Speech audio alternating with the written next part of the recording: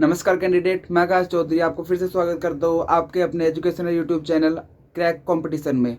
मैं science faculty आज फिर ले आया हूँ आपके पास। थोड़े से क्वेश्चंस, मिक्स क्वेश्चंस होंगे, थोड़े इसमें साइंस फिजिक्स के भी होंगे और क्या नाम है केमिस्ट्री और बायो तीनों के मिक्स होते हैं। ठीक है, थोड़े क्वेश्चंस होते हैं बट हम पढ़ना इस तरीके से है कि थोड़े क्वेश्चंस में ज़्यादा अपना कोर्स कंप्लीट कर सके। ठीक है ना, क्योंकि टीसीएस का और क्या नाम है जो एसएससी के थ्रू एग्जामिनेशन होते हैं और बाकी भी स्टेट लेवल का एग्जाम होते हैं, उनमें पता नहीं होता कि जीएस में और जीके में क्या से क्या पूछ लेता है। ठीक है, ज़्यादातर हमें अपना मेन फोकस नॉर्मल क्वेश्चन पे रखना चाहिए, यूजुअल क्वेश्चन जो हमारी डेली लाइफ में यूज़ होते रहते हैं। ठीक है, तो स्टार्ट करते बिना किसी को वक्त गवाए। चलिए, तो क्वेश्चन नंबर फर्स्ट मूव करते हैं अपने introduction. So question number first is which of the following method is use to supply the heat in a liquid. ठीक है, ध्यान से पढ़ना क्वेश्चन को। क्वेश्चन में लिखा है which of the following method is use to supply the heat in liquid. ठीक है, वीडियो को थोड़ा पुश करिए और फिर क्वेश्चन देने की कोशिश करिए। कौन सा क्वेश्चन ऑप्शन हो सकता है इसमें से? कंडक्शन, कन्वेक्शन, रेडिएशन या नॉन ऑफ दीज? अच्छा, हमारे ये क्वेश्चन है, क्वेश्चन में चार ऑप्शन है। चार ऑप्शन को डीपली स्टडी करेंगे हम इसमें और ऐसे स्टडी करेंगे कि अगर इन चारों में से कुछ भी आता है तो हम आंसर वहां पे दे सकें। ठीक है, तो स्टार्ट करते हैं अपना। सबसे पहला आता है कंडक्शन। कंडक्शन बेसिकली हमारा होता किस में है? कंडक्शन होता है सॉलिड की चीज़ों को हीट देने में। जैसे हमारी रोड होती है, ठीक है, रोड को करते हैं एक तरफ से हीट करते हैं। कैसे करते हैं? उसमें हीट इधर की तरफ से फ्लो होती चली जाती है। ठीक है, और रेडिएशन, रेडिएशन में क्या होता है? एयर के थ्रू हीट सप्लाई होती है। ठीक है, जैसे कि सन होता है, सन अर्थ को, सन पर अर्थ, सन जो है अर्थ तक अपनी हीट कैसे सप्लाई करता है? रेडिएशन के थ्रू सप्लाई करता है। ठीक है, और दूसरा ऑप्शन है इसमें कन्वेक्शन। कन्वेक्शन बेसिकली हमारा वाटर के केसेस में होता है, लिक्विड के केसेस में होता है। ठीक है, कभी तुमने देखा होगा जो पानी गर्म होता है, ठीक है, जो पानी गर्म होता है ऊपर ऊपर से गर्म रहता है। अगर हमें थोड़े समय के लिए, अभी ठंडा आ रही है तो हम पानी लगाएंगे, ऊपर ऊपर से गर्म रहता है, बट क्या होता है नीचे से हाथ देते हैं उसके अंदर तो वो ठंडा रहता है। क्यों? क्योंकि ये बेसिकली रूल हमारा कन्वेक्शन का होता है। जो गर्म होता है पानी, रोड तो पूरी नीचे तक जाती है, गर्म पानी नीचे से ऊपर की तरफ फ्लो करता है। ठीक है, ऊपर की तरफ मूव करता है, फ्लो नहीं करता, मूव करता है। ठीक है, ऊपर की तरफ। ओके, तो यही रूल होता है कन्वेक्शन में। तो लिक्विड के लिए क्या हो जाएगा? कन्वेक्शन। ठीक है, मीन्स यहाँ पे फ्लो कैसे करेगा, मूव कैसे करेगा ये? वेट एक मिनट, यहाँ पे मैं कलर चूज कर लेता हूँ। मीन सपोज करो ये हमारा एक कंटेनर था। ठीक है, कंटेनर या बीकर मान लो इसको।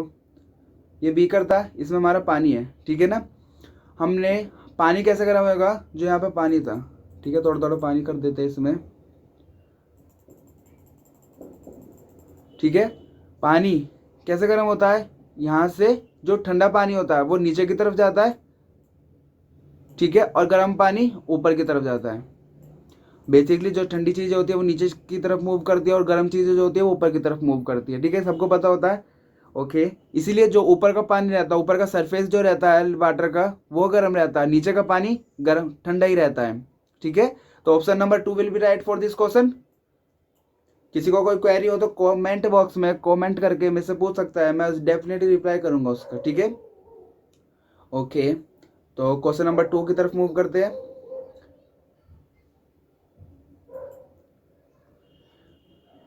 विच of the following is most ductile metal. ये चार ऑप्शन है, इन चार ऑप्शन में डक्टाइल मेटल कौन सा है? ठीक है, तन्य पदार्थ। देखेंगे ऑप्शन को पुश करके वीडियो को। चलिए स्टार्ट करते हैं। फर्स्ट है सिल्वर, गोल्ड, आयरन या एल्युमिनियम। फर्स्टली हमें मीनिंग समझना है। ऐसे हम रटेंगे कि डक्टाइल क्या होता है, मेलेबिलिटी क्या होता है, तो कंफ्यूजन हो जाती है बहुत बार। ठीक है, डक्ट का मतलब होता है पाइप से रिलेटेड। ठीक है, मीन जिसको रोड की शेप में कर सके, मीन थिन वायर की शेप में कन्वर्ट कर सके, वो डक्ट होता है। ठीक है, तो डक्ट बेसिकली हमारा जो डक्ट होता है मोस्ट डक्टाइल मेटल, जिसको हम थोड़े पतले से पतले धागे के उसमें कर सकते हैं। ठीक है, तो यहाँ देखते हो ऑप्शन सिल्वर। सिल्वर जो होता है डक्टाइल होता है बट मोस्ट डक्टाइल नहीं होता। ठीक है, सिल्वर जो होता है मोस्ट मेलेबल होता है। मेलेबल मीन्स जितना उसको थिन सीट में कन्वर्ट कर सके। ठीक है, हमारे जो स्वीट्स होती है, स्वीट्स के ऊपर चांदी का वो लगता है ना, अरक बोलते हैं हिंदी में उसको, अरक, वो चांदी का अरक होता है। ठीक है, वो मेलेबिलिटी प्रॉपर्टी को शो करता है सिल्वर की को, ठीक है। तो ये चांद सिल्वर जो है इसको हम बोल सकते हैं most malleable metal, but it is not most ductile metal, ठीक है।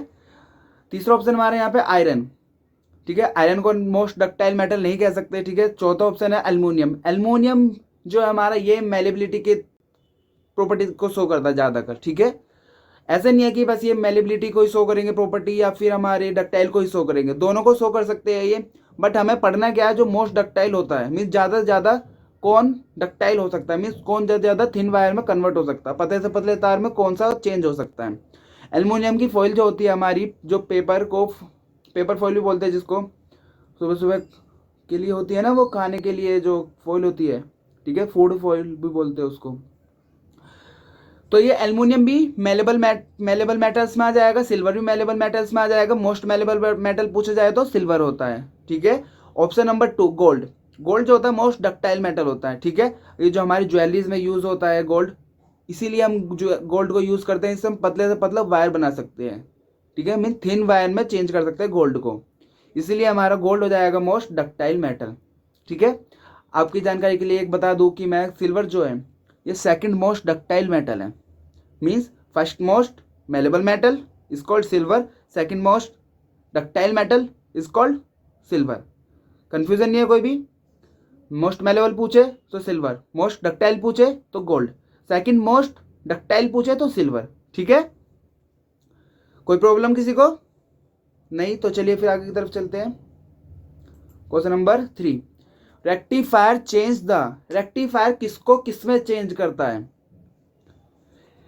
देखिए ऑप्शन इसमें क्या क्या रखे हैं, 1 2 3 4, AC to DC, DC to AC, doesn't change या मे बी और मे नॉट भी चेंज, कर भी सकता है और नहीं भी कर सकता है, ठीक है। क्या होगा आपके अकॉर्डिंग। अच्छा, क्या आपको पता है AC की फुल फॉर्म क्या होती है।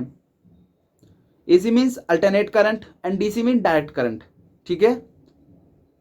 अच्छा, इसका ना क्या कभी कभी ऐसे डायग्राम दे के भी पूछ लेते हैं, एक बार आपको डायग्राम बना देता हूँ, 2 ग्राफ की नीड होगी हमें। AC जो होता है अल्टरनेट करंट, अल्टरनेट मीन्स घूम घूम के जाता है ऐसे करके, इसकी जो होती है ऐसे होता है, ठीक है। डायरेक्ट करंट जो होता है वो सीधा होता है, सीधा स्ट्रेट लाइन में, ठीक है। कभी ये भी पूछ लेते हैं ग्राफ देखे कि is this graph for AC और DC, ठीक है। ऊपर वाला हो जाएगा हमारा AC के लिए और नीचे वाला हो जाएगा DC के लिए, ठीक है।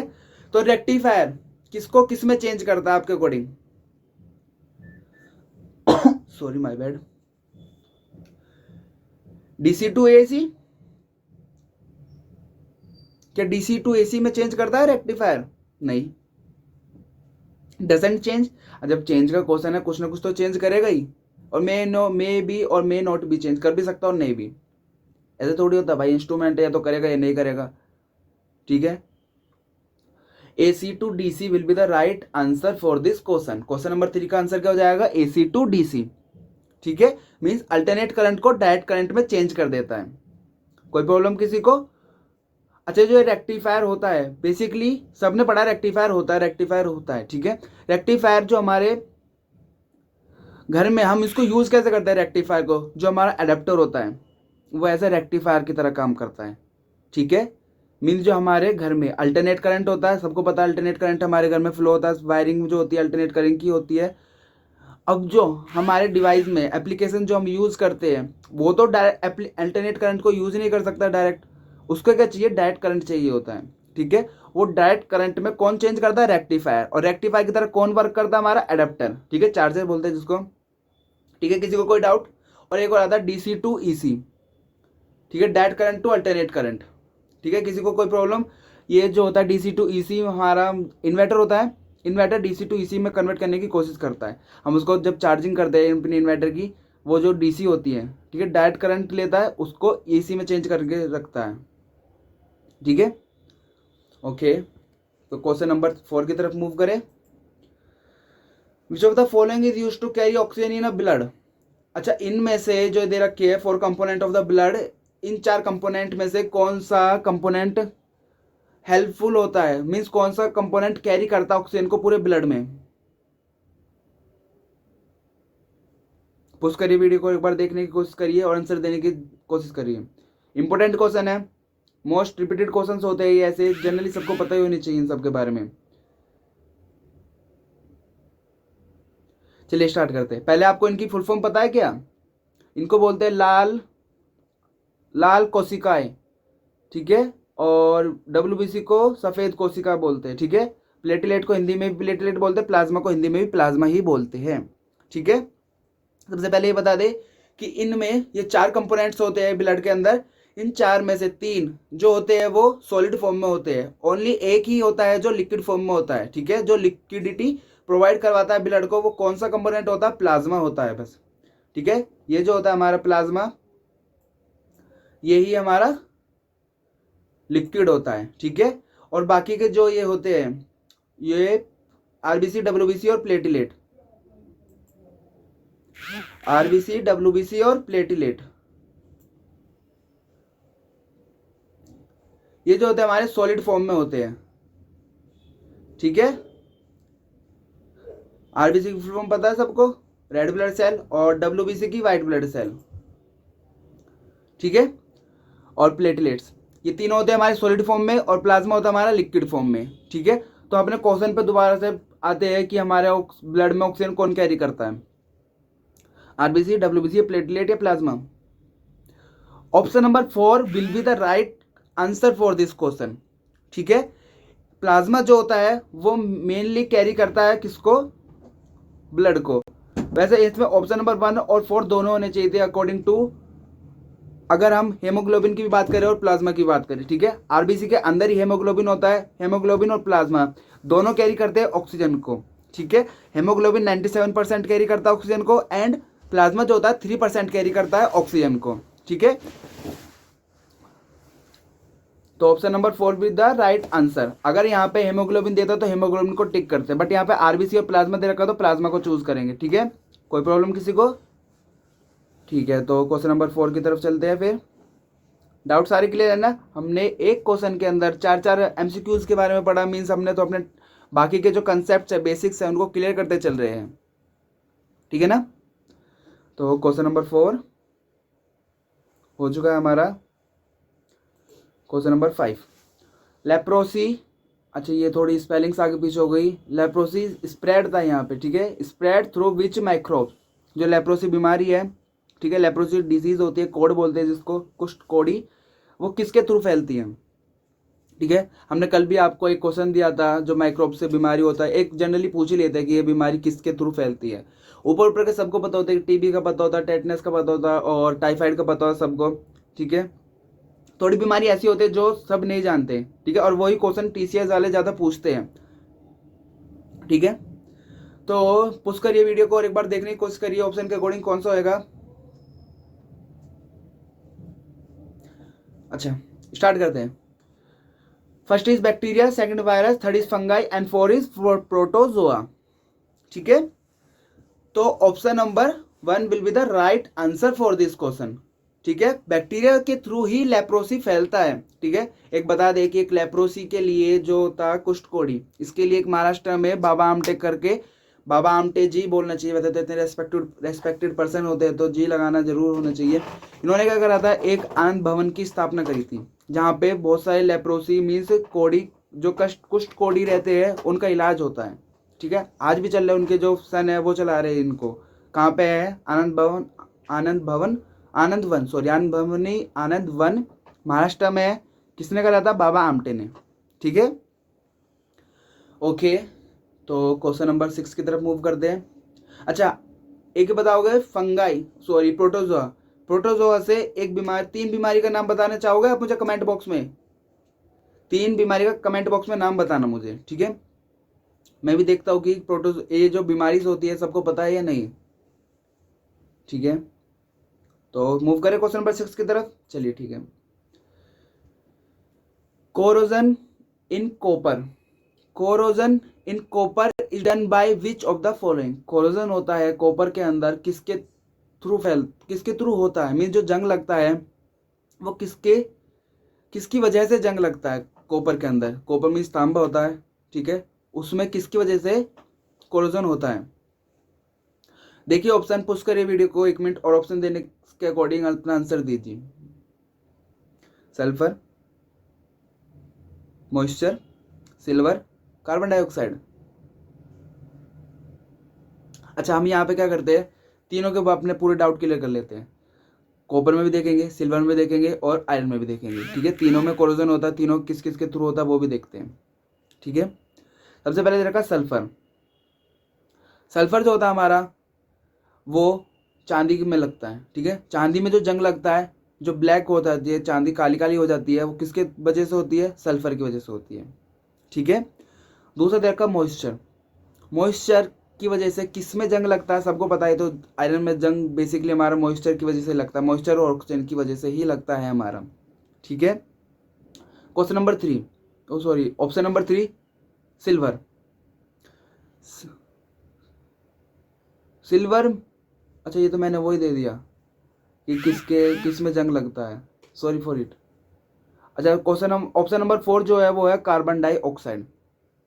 ठीक है, कार्बन डाइऑक्साइड की वजह से ही कॉपर में जंग लगता है। ये क्या बनाता है, कार्बोनेट की लेयर बना लेता है। जो तांबा होता है, तांबे की लुटिया होती है हमारी, वो काली काली से हो जाती है, हरी हरी से हो जाती है ना, ग्रीन ग्रीन सी। ठीक है, वो किसकी वजह से होती है, कार्बन डाइऑक्साइड की वजह से ही होता है। कॉपर और कार्बन डाइऑक्साइड आपस में मिलकर कार्बोनेट की लेयर बना लेते हैं। ठीक है, तो कोई प्रॉब्लम इस वाले क्वेश्चन में, अगर किसी भी क्वेश्चन में कोई प्रॉब्लम हो तो वो मुझे मेंशन करके क्वेश्चन में क्वेश्चन नंबर मेंशन करके मुझसे क्वेश्चन पूछ सकता है। ठीक है, कमेंट बॉक्स में। ओके, तो क्वेश्चन नंबर 7 की तरफ देखें।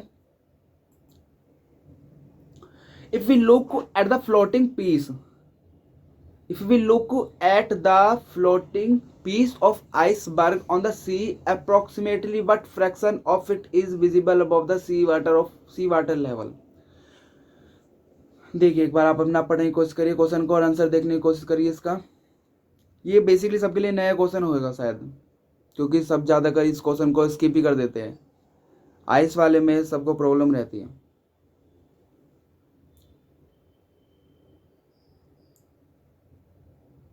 चलिए स्टार्ट करते हैं। एक बार मैं यहाँ पे आपके लिए थोड़ा, क्योंकि डायग्राम से देखते हैं ना तो हमेशा ज़्यादा देर तक याद रहता है। ठीक है, पेंसिल ही थी हमारी। नीचे हमारा सी का सरफेस है। ठीक है, सी या समुद्र कुछ भी वाटर का सरफेस है। हमने क्या करा, यहाँ पे अपनी आइस को डिप कर दिया। ये आइस की एक क्यूब ले ली हमने। ठीक है, क्यूब लग नहीं रहा पर ये क्यूब ही है। ठीक है ना, तो हमने क्यूब ले लिया। इसमें क्या है, जो मीन्स डूबा हुआ पार्ट है, इसमें आइस के क्यूब का डूबा हुआ पार्ट कितना होता है, टोटल का 9वां पार्ट नीचे रहता है, मीन्स 9th पार्ट नीचे रहेगा और 1 पार्ट ऊपर रहता है सी लेवल के। ठीक है, मीन्स यहाँ पे ये पूरी सी दिखाई थी। ठीक है, इसके जो नीचे होता है ये वाला पार्ट, ये वाला जो पार्ट है ये 9 होता है। ठीक है, मीन्स 10 में से 9 पार्ट नीचे रहता है और ऊपर जो रहता है वो 1 पार्ट रहता है। ठीक है, तो क्वेश्चन पूछ सकते हैं कि इसमें पूछा गया है कि कौन सा पार्ट विजिबल होता है। अच्छा, विजिबल पार्ट है तो टोटल कितने पार्ट थे, टोटल 1 और प्लस 9 10 पार्ट थे, और 10 पार्ट में से विजिबल कौन सा पार्ट है, पार्ट नंबर सॉरी 1 पार्ट हमें विजिबल है। तो इसका फ्रैक्शन कितना हो जाएगा विजिबिलिटी के लिए, 1/10।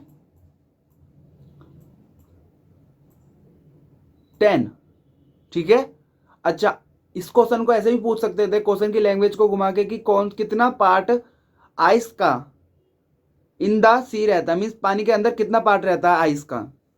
तो क्या बोलेंगे इसके लिए, 9/10। दोनों क्वेश्चन क्लियर।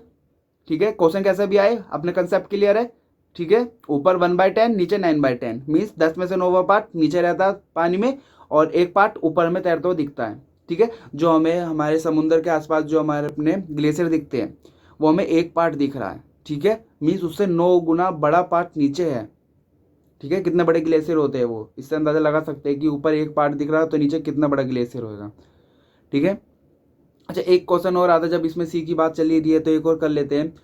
जो एक्वेटिक एनिमल्स होते हैं, एक्वेटिक एनिमल्स जो खाना खाते हैं, मीन जो उनके फूड होता है उसको क्या बोलते हैं, कौन सी घास को वो ज़्यादा खाते हैं, जो वहाँ पे एक्वेटिक एनिमल रहते हैं, फिश हो गई, कौन सी घास को ज़्यादा खाते हैं, घास कह सकते हैं फूड कह सकते हैं उनके लिए, वो होता है प्लैंकटन। प्लैंकटन घास का नाम है जो वो खाते हैं, ठीक है। ओके। अच्छा, पानी गहराई में पाए जाने वाले जीव जो एक्वेटिक एनिमल होते हैं उनका कुछ अलग से नाम होता है। क्या होता है उनका नाम? बैंथोस। क्या नाम होता है? बैंथस। ठीक है, एक और रह गया, चलो उसको भी कवर कर ही लेते, पूरा हमारा सी जो से एक्वेटिक एनिमल से रिलेटेड सब कुछ कंप्लीट हो ही जाएगा। ठीक है, जो पानी में पहाड़ होते हैं, ठीक है, पानी में जो पहाड़ होते हैं ऊपर से मतलब बिल्कुल फ्लैट होते हैं, ठीक है। मीन्स आपका एक पहाड़ है ऊपर से बिल्कुल फ्लैट है, तो उस वाले पहाड़ को क्या बोलते हैं? गोड़ा बोलते हैं, ठीक है, गोड़ा, GOIDA, गोड़ा बोलते हैं, गौड़ा बोलते हैं, ठीक है। ऐसी स्पेलिंग होती है उसकी, बस यही होता है, ठीक है। तो तीनों हमारे क्लियर हो गए, एक हमारा प्लैंकटन हो गया, दूसरा बेंथोस हो गया, एंड थर्ड हमारा गौड़ा हो गया, ठीक है। ओके, तो option number C will be the right for this question. किसी को कोई डाउट? आगे से कोई क्वेश्चन आए सी से रिलेटेड कर लोगे आप, पानी से रिलेटेड, बर्फ से रिलेटेड, ठीक है। Okay, question number 8, nuclear size are expressed in a unit named. जो न्यूक्लियर का साइज है वो किस में एक्सप्रेस किया जाता है, मीन्स किस, उसकी यूनिट क्या होती है, ठीक है। जैसे हम बोलते हैं कि 2 एंगस्ट्रॉम, 3 फर्मी, या ये तो न्यूटन टेस्ला तो ये अलग ही हो गया, ये न्यूटन तो फोर्स हो गया, सबको पता ही है। और टॉर्क, टेस्ला किसका होता है? टॉर्क, ठीक है। देखिए आप एक बार आंसर को जानने की कोशिश करिए। आपको बेसिकली होगा इन दो क्वेश्चन, इन दो ऑप्शंस में डाउट होता है, ठीक है, फर्मी होता है या एंगस्ट्रॉम होता है, ठीक है। मैं यहाँ पर आपके लिए एक एटम ड्रॉ कर देता हूँ। ये हमारा एटम है, ठीक है, इसके अंदर न्यूक्लियस होता है, सबको पता ही है। न्यूक्लियस के अंदर क्या होते हैं? न्यूट्रॉन एंड प्रोटॉन, ठीक है। न्यूक्लियस के अंदर होते हैं हमारे न्यूट्रॉन एंड प्रोटॉन। प्रोटॉन में कैसा चार्ज होता है? पॉजिटिव या नेगेटिव? पॉजिटिव चार्ज होता है प्रोटॉन में, ठीक है। और न्यूट्रॉन पर, न्यूट्रॉन पर कोई चार्ज नहीं होता, इसको न्यूट्रल होता है, ना पॉजिटिव ना नेगेटिव, ठीक है। तो हमारे न्यूक्लियस के अंदर कौन कौन से प्रेजेंट होते हैं? न्यूट्रॉन एंड प्रोटॉन, और जो बाहर की सेल्स में घूमते रहते हैं, जहाँ पे सेल रहती है, ठीक है, जिनमें इलेक्ट्रॉन मूव करते हैं, ठीक है, इनको सेल बोला जाता है, SHELL, ठीक है। तो पूछ सकते हैं question, in which part of the atom electron moves, ठीक है। तो क्या आएगा ऑप्शन आंसर? सेल। ओके, तो आप सबको अब इतना बताने के बाद बेसिकली ये तो क्लियर हो गया कि प्रोटॉन जो है अंदर है, ठीक है, मीन्स न्यूक्लियस अंदर है और एटम है बाहर। तो बड़ा साइज किसका होता है, एटम का या न्यूक्लियस का? भाई जब बाहर है तो वो तो एटम है हमारा बाहर, तो एटम का साइज बड़ा होना चाहिए, ठीक है, और न्यूक्लियस का साइज छोटा होना चाहिए। एटम का जो साइज होता है 10⁻⁻10 होता है, ठीक है, जिसको एंगस्ट्रॉम बोलते हैं। तो अगर पूछा जाए कि एटम की जो रेडियस है किस में मेजर करी जाती है, एटम का साइज किस में मेजर करा जाता है? एंगस्ट्रॉम में मेजर करा जाता है, ठीक है। और जो न्यूक्लियस का साइज है वो किस में मेजर करा जाता है? वो फर्मी में मेजर करा जाता है, ठीक है। फर्मी कितना होता है हमारा? 10⁻⁻15, ठीक है। आप ये करोगे कि तो भाई प्लस, ये तो -10, ये तो 10 है और ये 15 है, 15 बड़ा होना चाहिए, बट नहीं, यहाँ पे मेन रोल किसका? माइनस का साइन का। जितना माइनस में जाते रहते हैं उतनी वैल्यू छोटी रहती है, होती रहती है, ठीक है। तो पूछ सकते हैं कि हमारा जो क्या नाम है, न्यूक्लियस और एटम के बीच, न्यूक्लियस के साइज में और एटम के बीच के साइज में कितना फर्क होता है? एटम का साइज जो होता है 5 टाइम्स होता है, 5 मीन्स 5 गुना ज़्यादा होता है, किससे? न्यूक्लियस के साइज से, ठीक है। ओके, और न्यूटन सबको पता है किसकी यूनिट होती है? फोर्स की। कल एक न्यूटन के लिए मैंने बताया भी था, न्यूटन किसकी एक और की यूनिट होती है न्यूटन। क्या वीडियो देखी थी कल वाली? वो होती है हमारे वेट की, ठीक है। वेट की यूनिट होती है newton. Weight is equal to में m/g होता है, ठीक है। और टेस्ला टॉर्क की होती है, ठीक है। तो स्टार्ट करते हैं question number 9। Which of the following is not a vector quantity. अच्छा, वेक्टर और स्केलर इन दोनों में हमेशा सबको वो रहता है कि वेक्टर कौन से, स्केलर कौन से। बहुत से क्या होते हैं रट लेते हैं वेक्टर को, ठीक है, और स्केलर को रट लेते हैं, फिर कंफ्यूजन हो जाती है कि वेक्टर में थी या स्केलर में थी। ठीक है, आज आपके डाउट बिल्कुल पूरी तरीके से क्लियर कर दिया जाएगा, बिल्कुल भी प्रॉब्लम नहीं रहेगी। अगर क्वेश्चन आता है कि वेक्टर है स्केलर, आप देखते ही बता दोगे कौन सा वेक्टर है कौन सा स्केलर है। ठीक है, पहले आप अपने आप आज से आंसर देने की ट्राई करिए। ये रहे क्वेश्चन ऑप्शन 1 2 3 4। अच्छा, टॉर्क है, वही है टॉर्क, टेस्ला वाला, टेस्ला जिसकी यूनिट होती है। ओके, स्टार्ट करते हैं फिर। स्पीड, वेलोसिटी, टॉर्क और डिस्प्लेसमेंट। पहले अपने वेक्टर को, और एक होता है स्केलर, SCALER।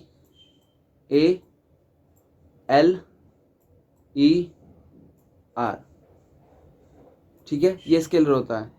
ठीक है, अभी इतनी कमांड नहीं है माउस पे मेरी। ठीक है, थोड़े थोड़े टाइम पे आ जाएगी फिर। तो एक होता है वेक्टर, एक होता है स्केलर। स्केलर में जो होता है मैग्नीट्यूड होता है, वेक्टर में भी मैग्नीट्यूड होता है, ये दोनों में सेम पॉइंट होता है। बट स्केलर जो होते हैं वो डायरेक्शन लेस होते हैं, और वेक्टर जो होता है उसमें डायरेक्शन होता है। ठीक है, आपने 10th या 9th 10th में पढ़ी हो तो आपको बता दूं कि ऐसा कुछ रिलेशन होता है ना, ए के ऊपर ये डायरेक्शन बनाते हैं। ठीक है, वे यहाँ पे क्रॉस बनाते थे, और फिर बी के ऊपर ये भी डायरेक्शन बनाते थे। इसका मतलब क्या होता था, ये दोनों वेक्टर क्वांटिटीज में है। ठीक है, कौन सी क्वांटिटीज में, वेक्टर क्वांटिटीज में है। ठीक है, वेक्टर जो आएगा डायरेक्शन को दिखाता है, एंड स्केलर जो होता है वो डायरेक्शन लेस होता है। ठीक है, तो अब स्टार्ट करते हैं ऑप्शन के अकॉर्डिंग। पहला है स्पीड, दूसरा है वेलोसिटी, तीसरा है टॉर्क और चौथा है डिस्प्लेसमेंट। ठीक है, स्पीड, स्पीड बराबर क्या होता है, डिस्टेंस अपॉन में टाइम। डिस्टेंस कैसा होता है हमारा, डिस्टेंस में कोई डायरेक्शन होती है, नहीं होती ना। डिस्टेंस में मीन जैसे हमने ट्रैवल करना स्टार्ट करा, यहाँ से ट्रैवल करना स्टार्ट करा, ये गए ऊपर, फिर इधर गए, फिर इधर गए, फिर इधर गए, सारी को मीजर करते हैं। ठीक है, कोई डायरेक्शन नहीं जा रहा है मैं इसमें, सबको मेजर कर रहा है। टाइम तो स्केलर क्वांटिटी है ही। ठीक है, फंडामेंटल यूनिट में भी आती है। दूसरा आता है वेलोसिटी। वेलोसिटी क्या होता है हमारा, डिस्प्लेसमेंट अपॉन में टाइम। इसमें डिस्प्लेसमेंट आ जाता है वेलोसिटी में, और स्पीड में डिस्टेंस आता है। ठीक है, डिस्प्लेसमेंट में क्या होता है, हमारे डायरेक्शन को मेजर करा जाता है, डायरेक्शन के थ्रू देखा जाता है। डिस्प्लेसमेंट होता है छोटे छोटा रास्ता, इजी लैंग्वेज में बोले तो शॉर्टकट। ठीक है, डिस्प्लेसमेंट आए तो शॉर्टकट कौन सा होता है, डिस्प्लेसमेंट। मीन जैसे हमने ये पहले ड्रॉ करा था, यही डिस्टेंस वाला, हम तो ये पहले डिस्टेंस करे थे, पहले हम इधर गए थे, ऊपर गए, फिर इधर गए, फिर ऐसे ऊपर, फिर नीचे। ठीक है, डिस्प्लेसमेंट बताते हैं इसका, तो कैसे बताते कि इस पॉइंट से लेके इस पॉइंट से हमने क्या करा, डायरेक्ट यहाँ पे पहुंच गए, ये क्या कहलाएगा हमारा, डिस्प्लेसमेंट कहलाएगा। ठीक है, शॉर्टकट रास्ता है, याद रहेगा सबको, ऐसे शॉर्टकट होता है तो डिस्प्लेसमेंट हो जाता है। ठीक है, रेज करते हैं इसको। और लास्ट होता है टॉर्क। टॉर्क भी हमारा वेक्टर क्वांटिटीज में ही होता है। ठीक है, छोड़ देते हैं इसको, अपना हो जाएगा। क्वेश्चन नंबर, सबको क्लियर है, कोई प्रॉब्लम किसी को? तो स्टार्ट करते हैं क्वेश्चन नंबर 10। ठीक है, हमारे जो होते हैं इसमें क्वेश्चन कम होते हैं, बट हमारा जो कोर्स होता है इसमें मतलब ज़्यादा समझने की कोशिश करना में, कम क्वेश्चन में ज़्यादा समझे वो ज़्यादा बेटर रहता है। या बस लगाते चले जाए, लगाते चले जाए, समझना नहीं होता, वो बिल्कुल भी हमारे यूजलेस होता है। ठीक है ना, तो क्वेश्चन नंबर 10 की तरफ आते हैं हम। एक्सचेंज ऑफ गैसेस, ये थोड़ी टाइपिंग में हो जाती है mistake. Exchange of a gases in plant take place through, जो प्लांट होता है, प्लांट में किसके through exchange of a gases होता है, मीन्स कार्बन डाइऑक्साइड को इन करना, ऑक्सीजन को आउट करना, ऑक्सीजन को इन करना और कार्बन डाइऑक्साइड को आउट करना। ठीक है, यहाँ पे 4 ऑप्शन दे रखे हैं, स्टोमेटा, गार्ड सेल। ठीक है, बोथ 1 और 2, नेदर 1 और 2, या इनमें से कोई और होता है। अगर और कुछ होता है तो कमेंट करके बताना। ठीक है, अच्छा, आपको ये आपकी जानकारी के लिए बता दूं, जो प्लांट होते हैं वो ऑक्सीजन भी ले सकते हैं और कार्बन डाइऑक्साइड भी इनटेक करते हैं। ठीक है, दोनों में फ़र्क होता है। जब वो रेस्पिरेशन करते हैं, जितने भी लिविंग बींग्स हैं, जब वो रेस्पिरेशन करेंगे ऑक्सीजन ही इनटेक करेंगे और कार्बन डाइऑक्साइड आउट करेंगे। ठीक है, कोई भी लिविंग ऑर्गेनिज्म है, हम हो गए, बर्ड हो गए, पक्षी हो गए, एम्फीबियन हो गए, रेप्टाइल हो गए, सब यही करते हैं। ठीक है, बट प्लांट के केसेस में क्या होता है, वो अपना खाना खुद भी बनाते हैं, जिसको फोटोसिंथेसिस बोला जाता है। ठीक है, सन के थ्रू अपना खाना बनाते हैं। ठीक है, उसको फोटोसिंथेसिस बोला जाता है। तो फोटोसिंथेसिस के दौरान प्लांट जो होते हैं कौन सी गैस को इनटेक करते हैं, कार्बन डाइऑक्साइड को इनटेक करते हैं, एंड आउट कौन सी करते हैं, एज अ वेस्ट, ऑक्सीजन को आउट करते हैं। दोनों में क्लियर है, रेस्पिरेशन और फोटोसिंथेसिस। ठीक है, अब आ जाते हैं कि किसके थ्रू एक्सचेंज ऑफ गैसेस होती है। पहला दे रखा है स्टोमेटा, दूसरे का गार्ड सेल। अच्छा तुम तो लोग सोचोगे गार्ड सेल मीन्स गार्ड है तो गार्ड तो ओपन करेगा तो गैस अंदर आ जाएगी, गार्ड है तो बंद करेगा तो गैस आनी जानी बंद हो जाएगी। ठीक है, वही ओपन हो वही खोलेगा वही बंद करेगा गार्ड से। ठीक है, बहुत से होते हैं कि ऐसा तुक्का लगाते हैं एग्जामिनेशन हॉल में बैठ के कि यार गार्ड सेल है, गार्ड सेल में तो यही होता है कि गार्ड ने खोला गार्ड ने बंद करा तो एक्सचेंज ऑफ गैसेज इसके थ्रू ही होती होगी। बट नहीं, एक्सचेंज ऑफ गैसेज जो होती है हमारी स्टोमेटा के थ्रू होती है। ठीक है, यही आपका एक एक नंबर आपको कंपटीशन में पीछा कर देता है और यही नंबर आपको आगे की तरफ ले जाता है। ठीक है ना, तो स्टोमेटा होता है हमारा exchange of gases take place in the plant. ठीक है, किसी को कोई डाउट? अच्छा गार्ड सेल के बारे में समझ लेते हैं। ये जो होता है ना स्टोमेटा मीन्स हमारा लीफ के अंदर होता है बेसिकली, हमारा ये हमारी लीफ हो गई। ठीक है, लीफ के अंदर छोटे छोटे पोर्स होते हैं, छोटे छोटे पोर्स मीन छोटे छोटे छेद होते हैं। छेद के अंदर ये कोने पे इसको थोड़ा बड़ा करके बनाते हैं, ऐसे होता है इसका शेप। ये जो होती है हमारी इधर की तरफ से गार्ड सेल होती है। ठीक है, यहाँ पे स्टोमेटा होता है। ठीक है, स्टोमेटा गार्ड सेल क्या करते हैं थोड़ा सा अपना ये जो होता है इनका जो पोस्चर होता है इनको थोड़ा सा यहाँ से ओपन सा करते हैं, ये भी थोड़ा ओपन सा करते हैं। बट इसको रीजन नहीं दे सकते कि exchange of gases guard cell के थ्रू ही होती है। ठीक है, मेन कंपोनेंट कौन सा होता है? स्टोमेटा होता है ये वाला। ठीक है, stomata he exchange of gases में टेक प्लेस करता है मीन्स एक्सचेंज ऑफ गैसेस जो होती है स्टोमेटा के थ्रू ही होती है मेनली। ठीक है, अच्छा ये तो हो गई हमारी एक्सचेंज ऑफ गैसेस की बात। थोड़ा इसमें ही और अपना कवर करने की कोशिश करते हैं कि एक होता है, एक प्लांट का नाम सुना होगा तुमने, ब्रायोफाइलम। ठीक है, BRYOPHYLLEM। ठीक है, स्पेलिंग देख लें थोड़ी मिस्टेक हो सकती है। ब्रायोफाइलम, ब्रायोफाइलम जो प्लांट होता है वो रिप्रोडक्शन किसके थ्रू करता है अपना? बहुत बार पूछा भी गया है क्वेश्चन में, रिपीटेड क्वेश्चन है। ठीक है, मैंने ये 2 या 3 बार देखा था ये क्वेश्चन कि ब्रायोफाइलम जो होता है ब्रायोफाइलम किसके थ्रू अपना रिप्रोडक्शन करता है? सबको पता है कि फ्लावर के थ्रू करते हैं ज़्यादातर प्लांट जो होते हैं। अपने फ्लावर के नाम भी पता होंगे तुम्हें, मेल रिप्रोडक्टिव पार्ट और फीमेल रिप्रोडक्टिव पार्ट जो होते हैं हमारे, मेल में होता है हमारा स्टेमन और फीमेल में होता है हमारा पिस्टिल। ठीक है, बट इसके केस में उल्टा होता है। ब्रायोफाइलम वाले प्लांट में क्या होता है, इसमें इसका रिप्रोडक्शन किसके थ्रू होता है? लीव्स के थ्रू होता है, पत्तियों के थ्रू होता है। पत्तियों में जो होता है ना, ये हमने जो पहले पत्ती ड्रॉ करी थी यहाँ पे लीव्स, ये जो हमने लीव ड्रॉ करी थी इसके जो नोचिस होते हैं, नोचिस मीन्स किनारे किनारे जो होते हैं, यहाँ पर क्या होते हैं, बडिंग सी आ जाती है। ठीक है, कोने कोने पे बडिंग सी आ जाती है मीन छोटे छोटे छोटे छोटे पार्टिकल्स से आके अटैच हो जाते हैं।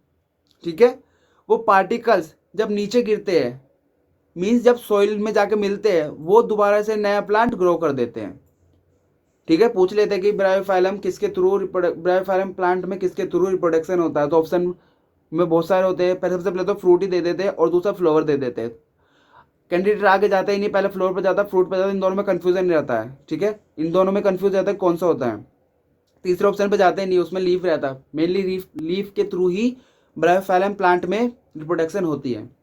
ठीक है, ओके, तो ये हमारे क्वेश्चंस हो गए आगे। ठीक है, तो ये हो गया हमारा पूरा। Thank you for watching this crack competition. Please subscribe share and like and also comment for this session. ठीक है, I will definitely reply all of those who are interested to study from this very reputated crack competition examination channel. ठीक है, thank you.